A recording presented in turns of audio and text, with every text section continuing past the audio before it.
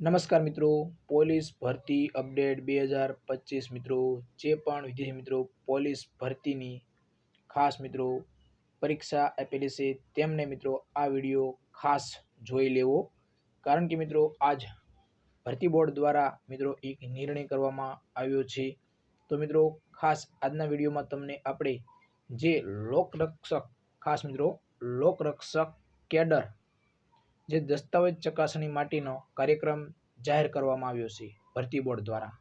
તો મિત્રો એમાં ઘણા ખરા વિદ્યાર્થી મિત્રોને જે તારીખમાં ફેરફાર કરવા બાબતે મિત્રો જણાવવામાં આવેલું છે।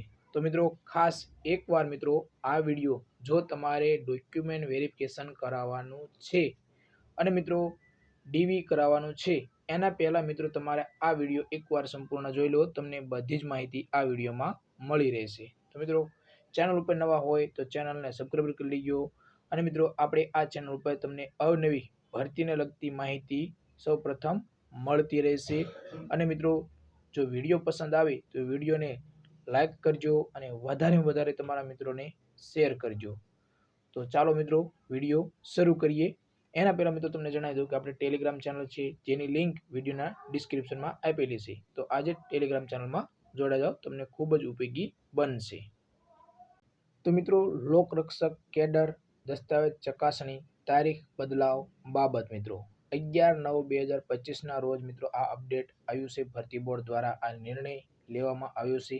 તો મિત્રો તમને જણાવી દઈએ કે શું નિર્ણય લેવામાં આવ્યો છે ભરતી બોર્ડ દ્વારા। તો મિત્રો જે પણ ઉમેદવારને યોગ્ય કારણોસર મિત્રો ખાસ તમારે દસ્તાવેજ ચકાસણી જ્યારે તમારે કોલ લેટર તો બધા વિદ્યાર્થી મિત્રોનો ઓનલાઈન નીકળી ગયા છે, એટલે કે ઓનલાઈન નીકળવાના શરૂ છે, તો તમે તમારો કોલ લેટર જોઈ પણ લીધો હશે। પરંતુ જો તમારે કાંઈ ખાસ મિત્રો કોઈ કારણોસર દસ્તાવેજ ચકાસણીમાં ફેરફાર કરવો હોય તો ખાસ મિત્રો ફેરફાર થયો નથી તમારી તારીખમાં, પરંતુ તમારે દાખલા તરીકે 20 તારીખે વારો આવ્યો અથવા તો 22 તારીખે વારો આવ્યો અથવા તો 23 તારીખે ગમે તે તારીખે વારો આવ્યો હોય અને તમારું જો કોઈ કારણ હોય, યોગ્ય કારણ હશે, તો મિત્રો ખાસ તમારે ભરતી બોર્ડને વિનંતી કરવાની છે અથવા તો કોલ લેટરમાં તમારી જે બાબત હોય એ તમારે કહેવાની છે। તો ભરતી બોર્ડ તમને મિત્રો તારીખ અલગ બીજી આપશે, એવું મિત્રો તમને આ લેટરમાં તમને એટલે કે આ જે આપણે ભરતી બોર્ડ દ્વારા જે આ બાબત જાહેર કરવામાં આવી છે એનું આવું કહેવું છે મિત્રો। તો હવે તમને જણાવી દઈએ કે શું છે। તો મિત્રો કોલ લેટરમાં જણાવેલ દસ્તાવેજ ચકાસણીના સ્થળે કોલ લેટરમાં હાજર રહેવાની તારીખ પહેલાં મિત્રો ખાસ તમને પહેલાં કહેવામાં આવ્યું છે, પછી નહીં, પહેલાં સંબંધિત જે દસ્તાવેજ ચકાસણી કેન્દ્રના ઇન્ચાર્જ શ્રીને રજૂઆત કરવાની રહેશે। ઇન્ચાર્જ શ્રીને તમારે રજૂઆત કરવાની રહેશે। અને નોંધમાં મિત્રો શું જણાવવામાં આવ્યું છે કે દસ્તાવેજ ચકાસણી કેન્દ્ર ખાતે જે તારીખમાં દસ્તાવેજ ચકાસણી યોજનાર છે તે તારીખ પૈકી કોઈ પણ એક તારીખ ફાળવવામાં આવશે તમને મિત્રો। તમને જે તારીખ તમારે વારો આવ્યો હોય અને એ તારીખમાં તમારે કોઈ કારણ હોય તો તમને મિત્રો ઇન્ચાર્જ શ્રી દ્વારા તમને બીજી તારીખ ફાળવવામાં આવશે।